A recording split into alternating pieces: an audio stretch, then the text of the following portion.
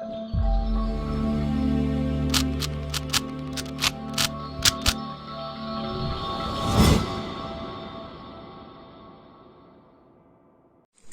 Guys, I hope you like my videos. If you like my videos please like share and subscribe our channel. आज हम लोग class 12 chapter 1 relation and function के एक और concept के साथ आपके पास आए हैं और ये कंसेप्ट है डियर फंक्शंस का, जो कि आपकी नेक्स्ट एक्सरसाइज है 1.2 एक्सरसाइज, और उससे रिलेटेड एग्जांपल नंबर 7 to 14 आपके साथ डिस्कस करेंगे इस पर्टिकुलर वीडियो के अंदर। और इसके बाद हमें पूरी उम्मीद है डियर कि आप लोगों को जो है फंक्शन वाली जो एक्सरसाइज है उसे करने में आसानी होगी। इस एग्जाम्पल को करने के बाद आप में इतना कॉन्फिडेंस आए कि आप उस एक्सरसाइज को हमारी वीडियो अपलोड करने से पहले ट्राई करें, और हमारी वीडियो अपलोड होने पर सिर्फ आपके कुछ क्वेश्चंस में जो प्रॉब्लम हो वो देखने के लिए आप उस वीडियो को जरूर देखें।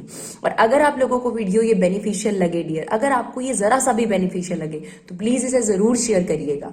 तो चलिए सबसे पहले इसके इंट्रोडक्शन के बारे में बात करते हैं। तो देखिए डियर, अगर आपको याद हो, अगर आपने हमारी फर्स्ट वीडियो देखी हो तो हमने आपको पहले भी बताया है कि कहानी सेट चैप्टर से स्टार्ट हुई है, जो आपने 11th क्लास में पढ़ा है। तो सेट क्या होता है? एक वेल डिफाइंड कलेक्शन होती है, राइट। जैसे फॉर एग्जांपल ए एक सेट है और बी एक सेट है, ठीक है। कभी भी आप रिलेशन देखेंगे या फंक्शन देखेंगे तो उसमें लिखा होगा ए टू बी या फिर natural number two natural number. क्यों? बिकॉज सबसे पहले आपने उन दो सेट का कार्टेशियन प्रोडक्ट करा है, उस कार्टेशियन प्रोडक्ट में से रिलेशन निकला है, जैसा कि हमने आपको बताया।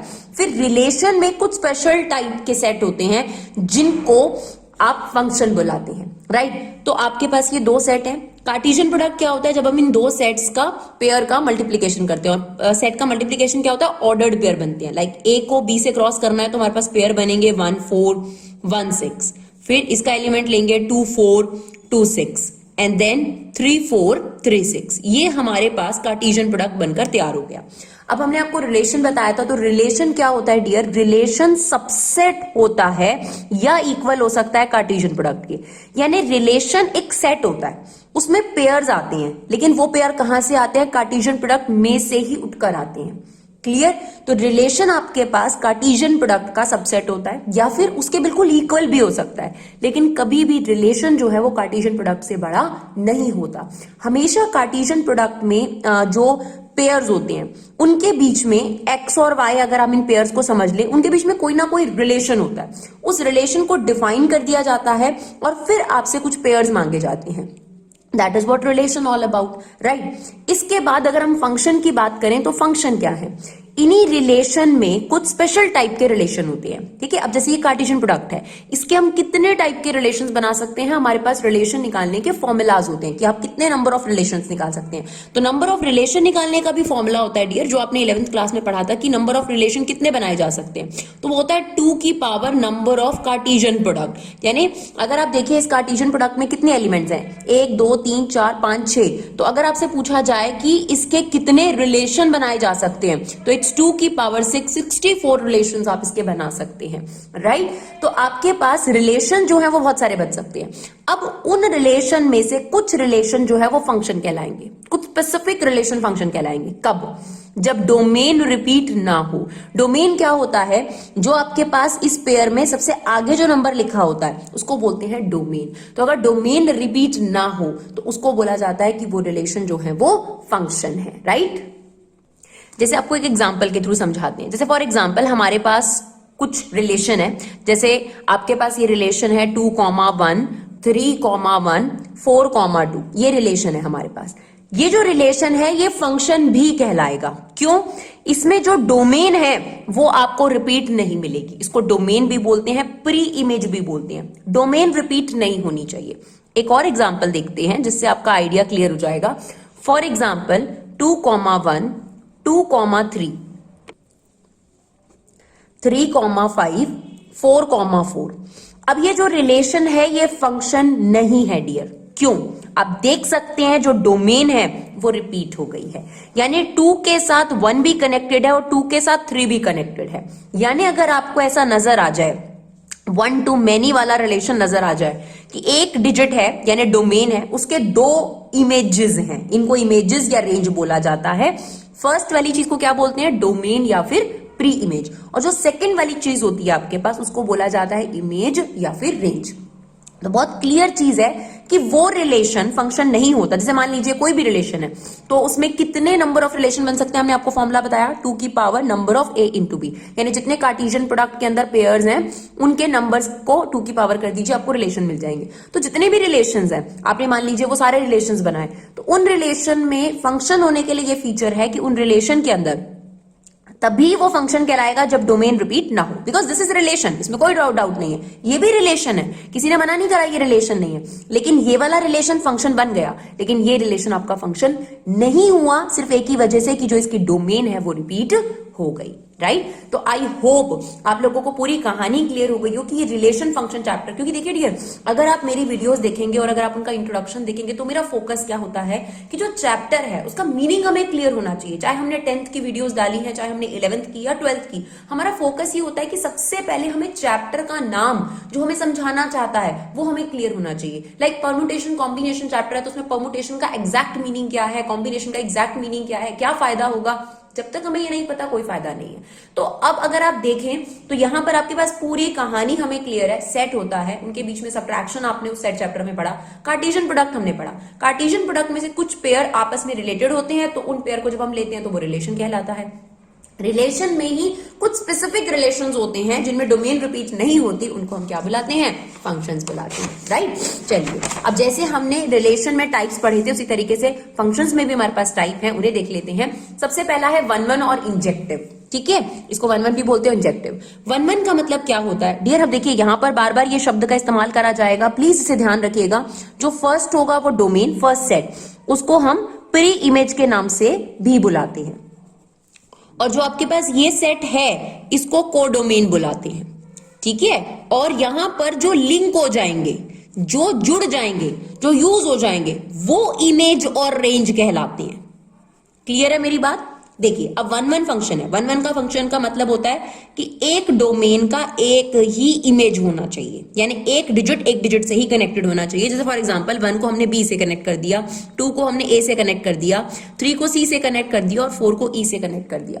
दिस इज नोन एज 1-1 और injective function, this is known as 1-1 और इंजेक्टिव फंक्शन। तो अगर आपसे कोई डोमेन पूछे तो 1 2 3 4, आपसे कोई कोडोमेन पूछे तो ABCDE, राइट। आपसे कोई रेंज पूछे तो ABC और E। रेंज या इमेज वो होती है जो यूज हो गई इसमें से, क्लियर है मेरी बात। और कोडोमेन होता है जो अवेलेबल सेट है आपके पास पूरा, जिसमें से इमेज और रेंज ली जाती है। जरूरी नहीं होता कि कोडोमेन के सारे एलिमेंट इमेज और रेंज बन जाएं, ऐसा जरूरी नहीं होता, आप यहां देख भी सकते हैं। तो ये जो मैंने आपको फंक्शन का एग्जांपल दिया है ये 1-1 फंक्शन है, जिसको हम इंजेक्टिव भी बोलते हैं, जिसमें क्या हुआ, एक डोमेन के साथ डिफरेंट इमेज है, एक डोमेन के साथ डिफरेंट इमेज है, दैट इज व्हाट 1-1। इसका बिल्कुल अपोजिट होता है मैनी वन, जो कि हमें नहीं चाहिए होता पर समझना जरूरी है। मैनी वन का क्या मतलब होता है, नाम से क्लियर है, मैनी वन, यानी 1 के साथ ए ज्वाइन हो गया, 2 के साथ भी ए ज्वाइन हो गया, 3 के साथ सी ज्वाइन हो गया, 4 के साथ बी ज्वाइन हो गया, this is known as many one. या फिर आप ये भी कह सकते हैं 5 के साथ भी बी ज्वाइन हो गया। यहां पर क्या हो रहा है, मैनी वन फंक्शन। तो ये आपके पास देखिए 1, A और 2, A, ठीक है, और 3, B, 4, C एंड 5, B। तो फंक्शन होने में कोई दिक्कत नहीं है, क्योंकि ध्यान से सुनिएगा, बच्चे बहुत ज्यादा कंफ्यूज होते हैं। हमने सिर्फ डोमेन रिपीट होने को मना किया था, हमने इमेज रिपीट होने की कोई दिक्कत नहीं आपको बोली। तो ये फंक्शन है, no doubt it is a function, but this function is known as many one function, right. Function जरूर है बट इस फंक्शन का नाम क्या है, मैनी वन फंक्शन। और हमें जो इस एक्सरसाइज में चाहिए वो है 1-1 फंक्शन, यानी एक डोमेन जो है वो एक ही इमेज के साथ जुड़ी हो। दो जैसे आप देखिए यहां पर ये डोमेन की भी एक इमेज हो गई, इस डोमेन की भी एक इमेज हो गई। इमेज रिपीट हो जाए कोई प्रॉब्लम नहीं है, लेकिन क्या रिपीट नहीं होना चाहिए, स्टार्टिंग वाला एलिमेंट रिपीट नहीं होना चाहिए। लाइक अगर ऐसा होता 1, A, 1, B, 1, C, तो ये फंक्शन नहीं होता। क्लियर। चलिए इसके बाद दूसरा फंक्शन है इसमें ऑनटू, और जिसको हम बोलते हैं सरजेक्टिव फंक्शन। इसके लिए क्या जरूरी है, ध्यान से सुनिएगा। दोबारा मैंने बोला था पहला सेट क्या कहलाता है, डोमेन। उसका साथी जो है, को का मतलब क्या होता है, साथी, कोडोमेन, ठीक है। डोमेन और इमेज, प्री इमेज, सॉरी, इसके लिए क्या शब्द है, डोमेन और प्री इमेज। और जो हमारे पास ये वाला सेट होता है, इस सेट को, पूरे सेट को बोला जाता है कोडोमेन।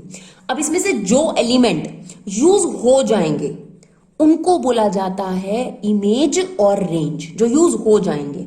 अब ऑन टू फंक्शन की खासियत क्या होती है? ऑन टू फंक्शन की यह खासियत होती है कि उसके अंदर जो कोडोमेन है वो सारी की सारी रेंज बन जानी चाहिए, यानी codomain should be equal to the range. If this is happen, that means this function is known as onto function. जैसे फॉर एग्जाम्पल 1 को हमने b से ज्वाइन कर दिया, 2 a से जुड़ गया, 3 d से जुड़ गया और 4 c से जुड़ गया।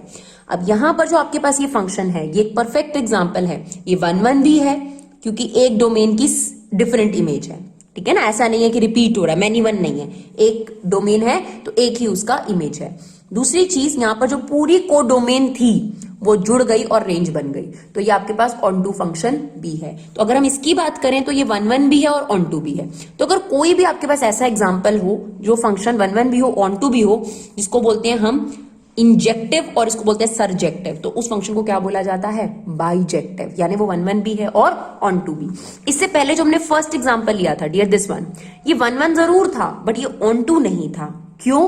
क्योंकि यहां पर आप देख सकते हैं जो कोडोमेन है, कोडोमेन जो है वो ज्यादा एलिमेंट कंटेन कर रही थी, ठीक है। और जबकि अगर हम रेंज की बात करें तो रेंज आपके पास क्या थी?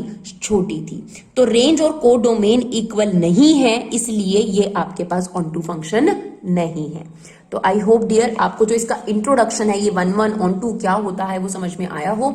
अब हम आपको एग्जाम्पल के थ्रू समझाने की कोशिश करेंगे, तो आई होप आपके लिए और ज्यादा बेनिफिशियल रहेगा। तो चलिए देखते हैं।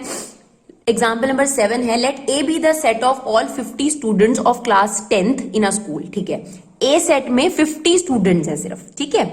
और फंक्शन जो है वो a to n लिया गया। इसका क्या मतलब है? जो कार्टेशियन प्रोडक्ट है वो a सेट का n से करा गया, ये मतलब होगा। तो हमारे लिए ये एरो डायग्राम बहुत ज्यादा यूजफुल फील होता है अगर हम समझाने के पर्सपेक्टिव से बात करें। तो ये हमारा a सेट है, ये हमारा n सेट है। अब देखिए, अगर हम a सेट की बात करें तो उसके अंदर तो 1 से लेकर सिर्फ 50 स्टूडेंट्स हैं, है ना। और अगर हम नेचुरल नंबर की बात करें तो नेचुरल नंबर तो भाई इनफाइनाइट होंगे, 1 से स्टार्ट होंगे लेकिन इनफाइनाइट होंगे। क्लियर है मेरी बात? अगर आपने a का n से क्रॉस प्रोडक्ट किया होगा तो क्या हुआ होगा? 1 को आपने इन सबसे किया होगा, 2 को, यानी आपके पास जो एलिमेंट आए होंगे 1 1 1 2 1 3 1 4 1 5 and so on, 2 1 2 2 2 3 2 4 so on, 4 1 4 2 4 3 and so on. There is an infinite set like 1 1 1 2 1 3, बहुत सारे एलिमेंट्स हैं भाई, हम लिस्ट आउट भी नहीं कर सकते। चलिए, कार्टेशियन प्रोडक्ट किया गया होगा, फिर रिलेशन भी बनाया गया होगा। अब हमने ऐसा नहीं है कि पहले कार्टेशियन प्रोडक्ट बनाए फिर रिलेशन बनाए, हम फंक्शन पर जाएंगे, पर असलियत में स्टेप यही हुए थे। तो a से n का मतलब है कि आपके पास ये सेट है और ये सेट है, ठीक है। जो पेयर बने होंगे वो डोमेन जो है वो इस सेट में से ली गई होगी और जो रेंज है वो इस सेट में से ली गई होगी। बस ये क्लियर होना चाहिए आपको। और इस सेट को क्या बोलते हैं? डोमेन। और इसके साथ वाले सेट को क्या बोलते हैं? कोडोमेन। इनमें से जो एलिमेंट यूज हो जाएंगे वो हमारे पास क्या कहलाएंगे? आपके पास रेंज। चलिए फंक्शन बनाते हैं। फंक्शन के लिए उसने क्या बोला? Roll number of the student x. मतलब अब देखिए, जैसे मान लीजिए ये 1 पर्सन है, इसको एक रोल नंबर अलॉट करना है, तो आप बताइए क्या एक पर्सन को 2 रोल नंबर अलॉट हो सकते हैं? नहीं। और एक पर्सन को एक यूनिक नंबर ही अलॉट होगा। फॉर एग्जाम्पल, ये जो फर्स्ट पर्सन है इसको 1 नंबर अलॉट हो गया, जो सेकंड पर्सन है उसको सेकंड नंबर अलॉट हो गया, थर्ड पर्सन को 3rd नंबर अलॉट हो गया, 4 पर्सन को 4 नंबर अलॉट हो गया। यानी अगर हम ध्यान से देखें, 1 पर्सन को 1, सेकंड पर्सन को सेकंड नंबर अलॉट हो गया, जो थर्ड पर्सन आया उसको 3rd roll number, this is roll number, है ना। और ये पर्सन्स हैं 1 से लेकर 50 तक, तो जो जो पर्सन आता गया उस हिसाब से उसको रोल नंबर अलॉट होता गया और ये चलता रहेगा, ठीक है। 50th पर्सन को 50 रोल नंबर, बस। इसके अलावा तो इसमें कोई सेट नहीं आ सकता। अब आप क्या देखना चाहते हैं? आप ये देखना चाहते हैं क्या ये फंक्शन 1 1 और ऑन टू है या नहीं है? तो ये 1 1 बिल्कुल है। क्यों है 1 1? क्योंकि सिंगल डोमेन के लिए डिफरेंट इमेज है। ऐसा नहीं है कि आप फर्स्ट पर्सन को फर्स्ट रोल नंबर भी दे रहे हो और सेकंड पर्सन को भी फर्स्ट रोल नंबर दे रहे हो, यानी मैनी वन नहीं हो रहा। ये नहीं कि 3 लोगों को सेम रोल नंबर दे दिया हो, नहीं। सिंगल पर्सन को उसका डिफरेंट रोल नंबर प्रोवाइड करा गया है।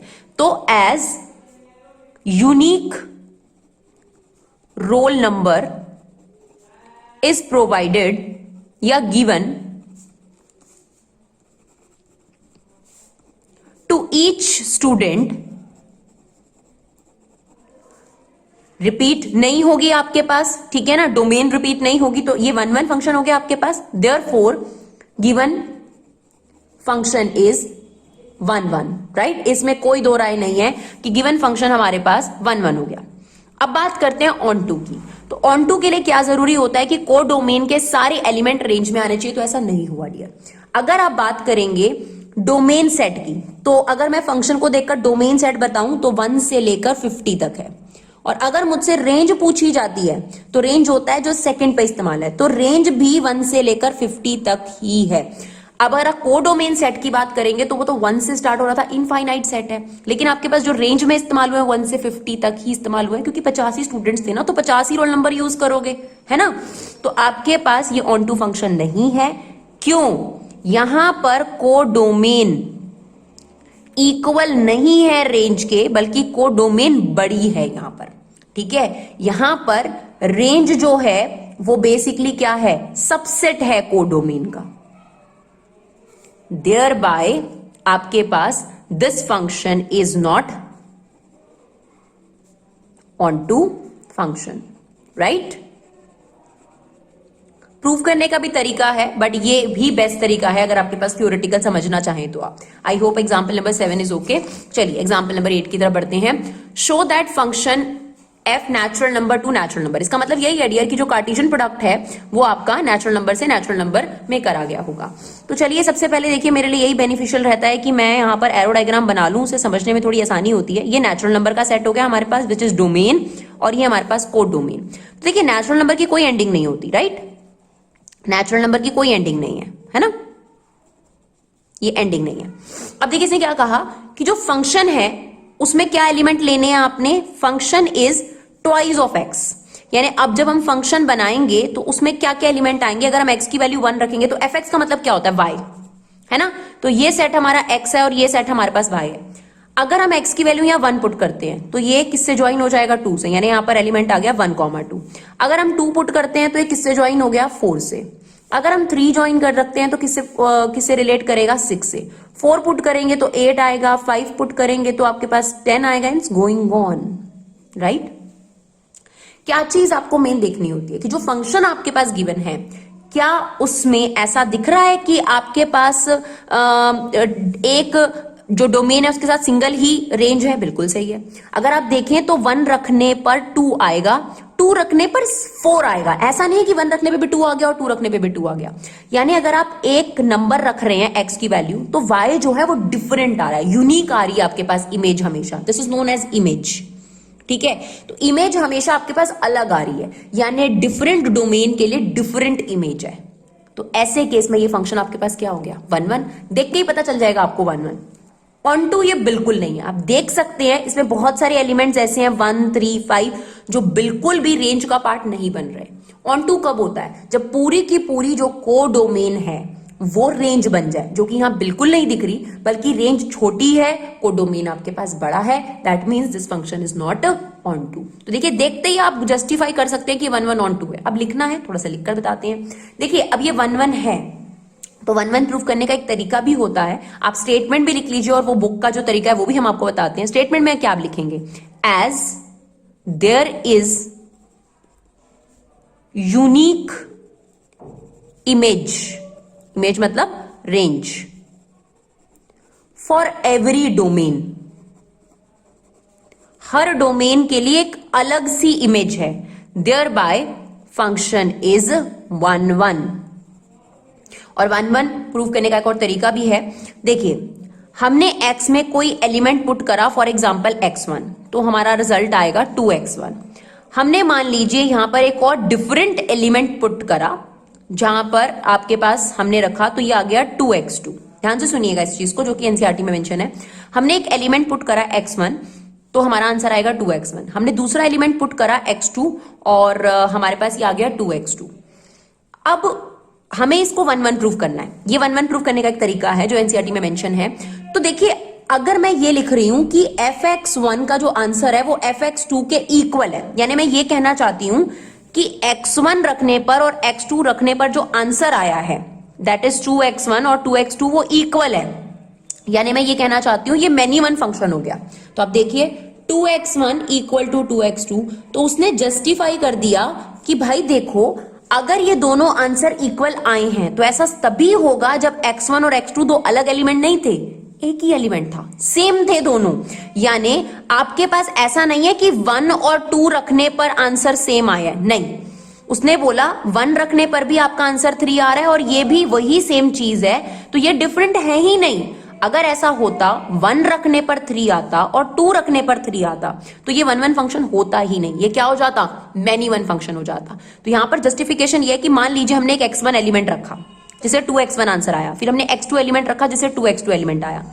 हम ये देखना चाहते हैं क्या ये दोनों आंसर्स इक्वल हैं, तो उसने कहा अगर आपके ये दोनों आंसर्स इक्वल आप चाहते हैं तो x1 और x2 अलग डिजिट नहीं हो सकते, यानी ये दोनों सेम ही नंबर थे। यानी जब आपने 1 रखा तो 2 आया, तो ये भी क्या था, 1 रखने पर 2, तो दो डिफरेंट x रखने पर आपके पास डिफरेंट आंसर आ रहा है, इससे ये जस्टिफाई हो गया। तो यहां पर आपके पास क्या प्रूव हो गया, फंक्शन क्या है, 1 1। अच्छा, अब आपके पास ऑन टू तो ये नहीं है, उसके लिए क्या रीजन लिखेंगे, यहां पर आपको क्या दिख रहा है कि जो को डोमेन है, जो रेंज है, जो रेंज का सेट है, रेंज क्या है आपके पास यहां पर, रेंज का जो सेट है वो है 2, आप देख सकते हैं 4 6 8, बेसिकली इवन नंबर का सेट।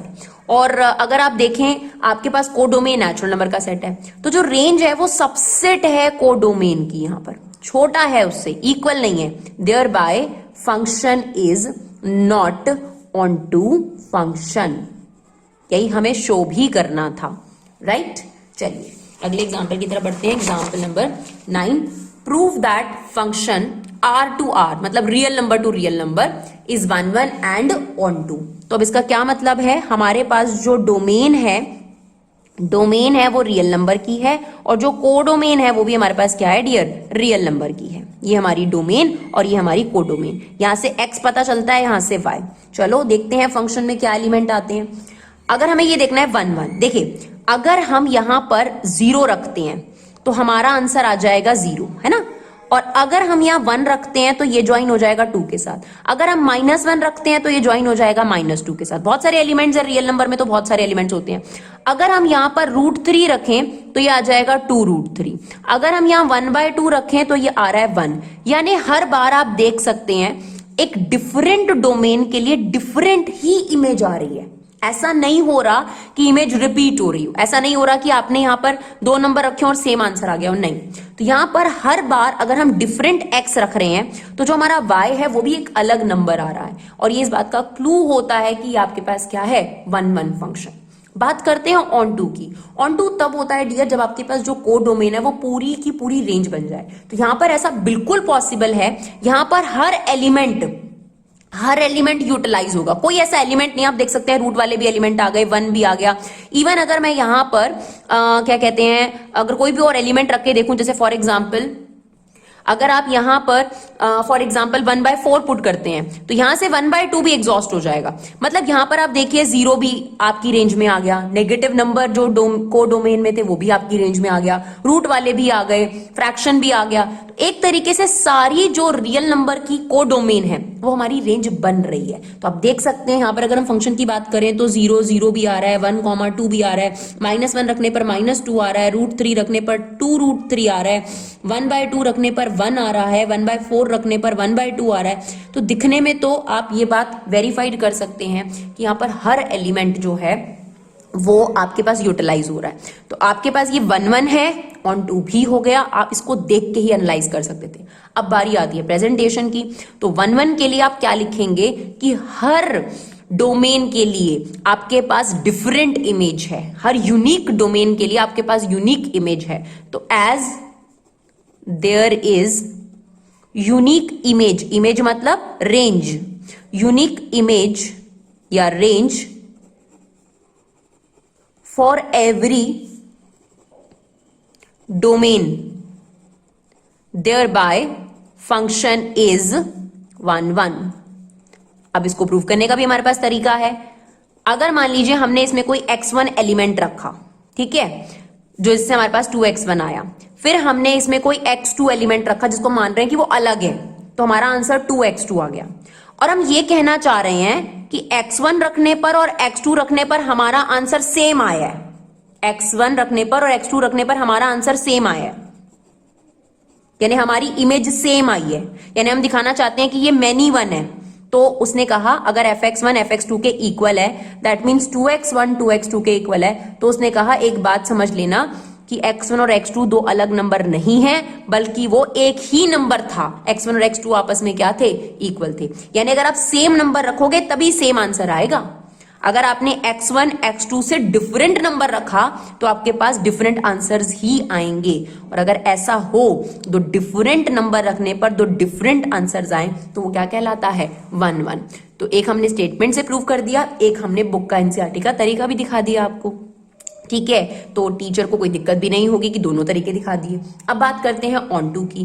तो डियर अगर आप देखें तो ये ऑन टू है, और इसके लिए हमने क्या दिखाया है, यहां पर आप देख सकते हैं अगर आपके पास कभी भी जो रेंज वाला सेट हो, आप रेंज जो है वो इक्वल हो को डोमेन के, जो कि यहां पर डेफिनेटली है, तो फंक्शन क्या हो जाता है आपके पास? ऑन टू फंक्शन हो जाता है। अब ये तो हमने आपको अपनी स्टेटमेंट वाइज प्रूव करके दिखा दिया और आप समझ भी गए होंगे। अब एनसीईआरटी का भी एक तरीका है, ठीक है, जिसमें हमें ये दिखाना है कि हमारी जो पूरी वाई है, यानी जो को डोमेन है, वो पूरी की पूरी रेंज बन गई है। तो उसको दिखाने के लिए क्या करा जाता है, हमारे पास एफ एक्स गिवन है, इसको हम ले लेते हैं वाई, और यहां से निकाल लीजिए एक्स की वैल्यू जो कि आ गई y/2। ठीक है, अब ये जो x की वैल्यू है इसे आप फंक्शन में पुट कर दीजिए। ये हमारे पास फंक्शन है, इसमें पुट कर दीजिए।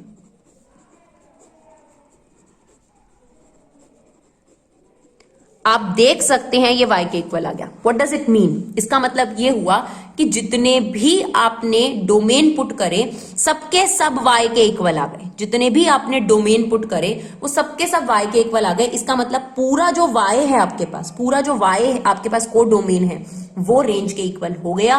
दैट मीन्स यहां पर ये फंक्शन क्या है? ऑन टू फंक्शन है, राइट?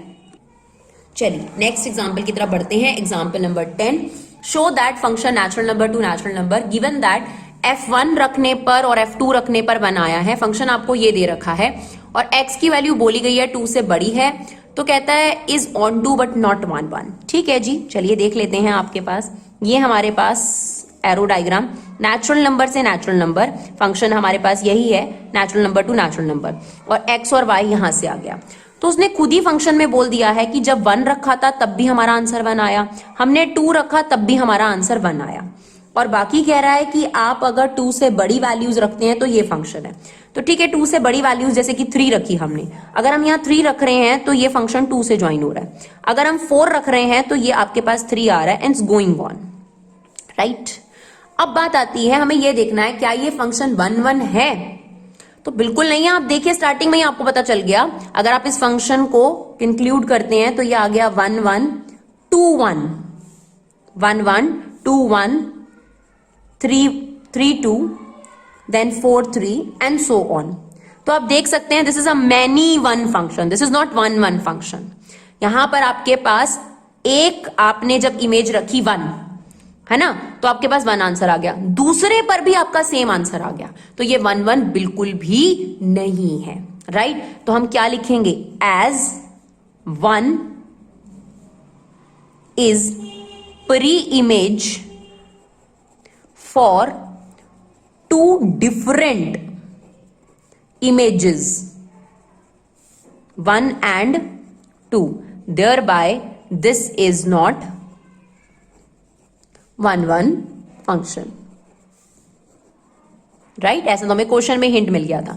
अब बात आती है अगर हम बात करें ऑन टू की, तो डियर देखिए ये ऑन टू जरूर है। इसके जो सारे एलिमेंट है, आगे देखिए 5 रखेंगे तो 4 आ जाएगा।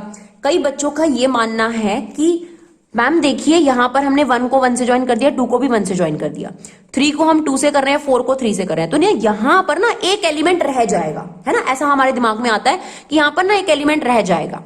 ऐसा तब होता डियर जब ये सेट फाइनाइट होता, जब यहाँ पे 50 एलिमेंट होते, यहां भी 50 होते, तो यस वो 50 यहां रह जाता। लेकिन मुझे एक बात बताओ, क्या तुम्हें काउंटिंग का एंड पता है कि काउंटिंग का एंड कहां होने वाला है? It's an infinite set. जब कोई इन्फिनिटी है तो there is never ending element. जब नेवर एंडिंग एलिमेंट है तो आप कैसे कह सकते हो कि यहां पर कोई एलिमेंट छूटने वाला है? हमें पता ही नहीं है कौन सा एलिमेंट छूटेगा, तो how can we say that कि यहां पर कोई एलिमेंट रहने वाला है? तो ऐसा हमें लगता है कि हमने यहां पर 4 एलिमेंट जोड़ लिए और यहां 3, तो यहां पर एक एक करके कम होता जाएगा। बट आप अपनी जगह इमेजिनेशन में ठीक है, लेकिन आप ये भी बताइए क्या कोई काउंटिंग का एंड है? क्या आप कह सकते हैं कि हाँ जी लास्ट में यहां पर ये वाला नंबर रह जाएगा? नहीं बता सकते। तो ये एक इनफाइनाइट सेट है, तो ये जुड़ते जाएंगे और ऐसा माना जा रहा है यहां पर ये सारा एग्जॉस्ट हो जाएगा। तो आपके पास ये फंक्शन क्या है? ऑन टू फंक्शन है। तो हम क्या लिखेंगे? If range equal to codomain, thereby the given function is onto function, right? बाकी हमारे पास एक तरीका भी होता है ऑन टू, अगर हमारे पास हो जाए तो हम प्रूव भी करके दिखाते हैं। ये फंक्शन आपको दे रखा है, फंक्शन को हम y लिख सकते हैं, यहां से x की वैल्यू निकाल लीजिए। ये जो आपने x की वैल्यू निकाली है ये फंक्शन में पुट कर दीजिए। आप देखिए ये y के इक्वल आ गया। इसका मतलब ही ये होता है कि आप जो भी x की वैल्यू फंक्शन में डालेंगे वो सारी की सारी डोमेन को यूटिलाइज करेंगी, यानी ये कोड डोमेन के इक्वल होंगी। तो सारी की सारी रेंज जो है वो आपके पास कोड डोमेन के इक्वल होगी। इसका मतलब this function is onto function. चलिए एग्जाम्पल नंबर 11 देखते हैं। Show that function R to R यानी real number to real number defined as fx equal to x square is neither 1 1 nor onto. ठीक है जी, आप देखिए arrow diagram से ही आप कंक्लूड कर लेंगे, 1 सेकंड में ही, ज्यादा देर नहीं लगेगी आपको। ये रियल नंबर का सेट है, ये रियल नंबर का सेट, ये x है, ये x है। ठीक है जी, अब आप देखिए आप फंक्शन के एलिमेंट बनाते हैं। अगर हम रियल नंबर्स हैं इसके अंदर, अगर हम x की वैल्यू 1 रखते हैं तो हमारा y का आंसर 1 आता है, सॉरी y है ये। अगर हम -1 रखते हैं तब भी हमारा आंसर 1 आएगा। अगर हम 2 रखते हैं तो हमारा आंसर 4 आता है। हम -2 रखते हैं तब भी हमारा आंसर 4 आता है। तो आप बड़े क्लियर है कि ये 1 1 तो बिल्कुल नहीं है, it's a many one function, many one है ना, तो ये 1 1 बिल्कुल नहीं है। दूसरी बात ये ऑन टू भी नहीं है। क्यों नहीं है? आप देखिए जब भी आप x की वैल्यू नेगेटिव पुट करेंगे y यानी fx का आंसर हमेशा पॉजिटिव हो जाएगा। और रियल नंबर की अगर आप बात करते हैं तो उसमें नेगेटिव नंबर्स भी तो होते हैं। किसने मना करा कि नेगेटिव -4 -1 नहीं होगा? लेकिन आपने रेंज में आप उनको देखेंगे वो नहीं आएगा। यानी अगर मैं इसके फंक्शन की बात करूं तो 1 रखने पर भी 1 आएगा। अगर मैं यहां -1 रखूं तो मेरा आंसर कितना आएगा? 1। अगर मैं 2 रखूं तो 4, -2 रखूं तब भी 4, 3 रखूं तो 9, -3 रखूं तब भी 9, 4 रखें तो 16, -4 रखें तो 16। यानी आप देख सकते हैं कि आपके पास यहां पर मैनी वन यानी इमेज जो है वो रिपीट हो रही है।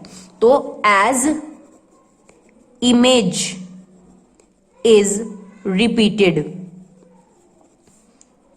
ठीक है, thereby this function is not 1 1। अब इसको हम एनसीईआरटी के तरीके से कैसे प्रूव करेंगे? फॉर एग्जाम्पल हमने एक x1 एलिमेंट रखा और हमारा x1 का स्क्वायर आया।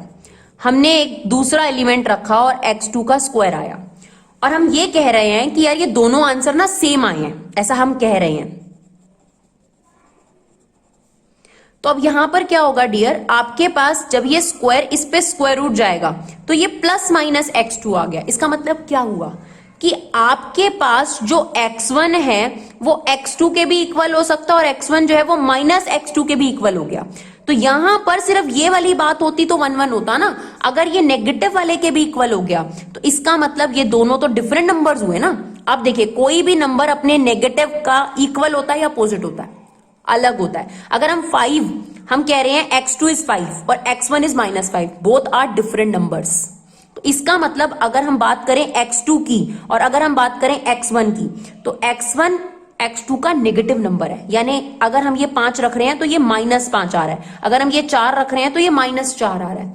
ये तो इक्वल नहीं होते भाई, ये तो इक्वल नहीं होंगे। तो इसका मतलब यहां से आप कंक्लूजन निकाल सकते हैं फंक्शन इज नॉट 1 1। ठीक है जी। अब बारी आती है ऑन टू की, तो उसके लिए बड़ा सिंपल सा स्टेटमेंट मुझे लगता है आप मेंशन कर सकते हैं कि यहां पर आप बहुत आराम से देख रहे हैं कि जो रेंज है उसमें प्योरली पॉजिटिव नंबर्स आ रहे हैं, नेगेटिव नंबर्स नहीं आ रहे, और रियल नंबर में नेगेटिव पॉजिटिव सब आते हैं। तो यहां पर आप सिंपल सी स्टेटमेंट लिख दीजिए, if range is subset of codomain, thereby this function is not onto. और उसके लिए आप स्टेटमेंट आगे भी मेंशन कर सकते हैं कि यहां पर जो पॉजिटिव एलिमेंट्स हैं वही रेंज में आए हैं, नेगेटिव एलिमेंट सेट का पार्ट नहीं है, राइट। चलिए एग्जांपल नंबर 12 देखते हैं। Show that function natural number two natural number given by this. ये लेना है फंक्शन अगर x ऑड है, ये लेना है अगर x इवन है। तो हमें प्रूव करना है ये 1 1 भी है और ऑन टू भी है। तो देखिए इसको 1 1 और ऑन टू प्रूव करते हैं, क्योंकि शो तो करना ही हमारे पास। ये रहे नेचुरल नंबर का हमारे पास एरो डायग्राम, जिसमें से हमने x लेना है और हमारा जो y है वो भी हमारा नेचुरल नंबर के सेट में से ही लेना है। तो फंक्शन की बात करते हैं। तो फंक्शन ने बहुत क्लियर बोला है, अगर आप x की वैल्यू ऑड लेंगे तो fx यहां से निकालना। तो ठीक है, अगर हमने यहाँ पे नेचुरल नंबर लिख लेते हैं पहले थोड़े से, ठीक है जी। अगर हमारा x 1 है तो हमने यहां पुट करना है, हमारा आंसर आ रहा है 2, ठीक है। अगर हम 2 ले रहे हैं तो हमने यहां पुट करना है ना, x अगर इवन है तो यहां पुट करना है। तो ये किससे ज्वाइन हो रहा है जी, 1 से, है ना। एक काम करते हैं, रुकिए, 1 2 3 4 5 6 ऐसे कर लेते हैं। तो जो 1 है वो 2 से ज्वाइन हो रहा है और जो 2 है वो 1 से ज्वाइन हो रहा है, राइट। थोड़ा सा ओवरराइटिंग हो गई। अगर हम 3 रख रहे हैं तो ये ज्वाइन हो रहा है 4 से, और अगर हम 4 रख रहे हैं तो ये ज्वाइन हो रहा है 3 से। 5 रख रहे हैं तो 6 से, 6 रख रहे हैं तो 5 से। तो ये तो बहुत क्लियर दिख रहा है कि 1 1 है ना। ऑड रखने पर इवन आ रहा है, इवन रखने पर ऑड आ रहा है। और ये भी बहुत क्लियर दिख रहा है आपको कि सारी जो कोडोमेन है वो एग्जॉस्ट हो रही है, कोई भी कोडोमेन का एलिमेंट बच नहीं रहा, सब यूज हो रहे हैं। अगर हम यहाँ 7 रखेंगे तो अभी 8 के साथ ज्वाइन हो जाएगा, और अगर हम 8 रख रहे हैं तो वो 7 के साथ ज्वाइन हो रहा है। तो साफ साफ दिख रहा है आपके पास कि कोडोमेन पूरी की पूरी रेंज बन रही है। और ये भी दिख रहा है कि एक यूनिक इमेज के लिए यूनिक ही प्री इमेज है, यानी 1 रखने पर हमारा आंसर 2 आ रहा है, और 2 रखने पर हमारा आंसर 1 आ रहा है, 3 रखने पर 4 आ रहा है, और 4 रखने पर 3 आ रहा है, राइट। 5 रखने पर 6 आ रहा है, 6 रखने पर 5 आ रहा है, गोइंग ऑन। तो ये 1 1 ऑन 2 तो 100% है, क्लियर, कोई डाउट नहीं है इसकी 1 1 के लिए। तो आप अपनी स्टेटमेंट में भी मेंशन करेंगे और जो हमारा प्रूव करने का तरीका है हम उस तरीके से भी दिखाएंगे आपको। तो हमारी स्टेटमेंट में हम क्या लिखेंगे, as there is unique image for every domain thereby function is 1 1। ये तो हमारा तरीका हो गया। अब एनसीईआरटी का तरीका भी देख लेते हैं थोड़ा सा, वो भी हमें आगे से मेंशन करना है। तो मान लीजिए हमने कोई x1 एलिमेंट पुट करा, ये फंक्शन है हमारे पास, हमने कोई x1 एलिमेंट पुट करा। पहले हम ऑड के लिए ले लेते हैं। अगर आपके पास x1 और x2 क्या है, ऑड है, राइट। तो आपके पास ये आ गया x1 + 1, और हमने यहां पर x2 एलिमेंट रखा, ये आ गया हमारे पास x2 + 1। और हम ये कह रहे हैं कि दोनों आंसर सेम है, इसका मतलब x1 + 1 और x2 + 1 भी। तो यहां से पता चल गया ऐसा तभी हो सकता है जब x1 और x2 भी इक्वल हो, यानी अगर आप दो सेम नंबर रखोगे तभी सेम आंसर आ रहा है ना। यहां से ये क्लियर हो गया, यानी दो सेम ऑड नंबर थे, यानी जो दोनों आपस में इक्वल थे, x1 और x2 दो इक्वल नंबर है ही नहीं, सॉरी अनइक्वल है ही नहीं, दोनों इक्वल नंबर आप रखोगे तभी आपके पास इक्वल आंसर आएगा। मतलब अगर आप डिफरेंट नंबर्स रखोगे तो डिफरेंट आंसर्स आएंगे, सेम नंबर रखोगे तो सेम ही आंसर आएगा ना। अगर आप x1 और x2 दोनों हैं ही एक जैसे तो अलग आंसर नहीं आएगा। सेम आप इवन के लिए भी करके दिखा सकते हैं। If x1 and x2 even हमने ले लिए, ठीक है, सेम यही चीज आ जाएगी, सॉरी। तो हम यहां पर क्या कह रहे हैं, fx1 = fx2 thereby। आप देख सकते हैं ऐसा तभी होगा जब x1 और x2 आपस में इक्वल हैं, ठीक है। ऑन टू के लिए हम सिंपल सी स्टेटमेंट मेंशन कर देते हैं। यहां पर आप देख सकते हैं, यहां पर every element of codomain become element of range.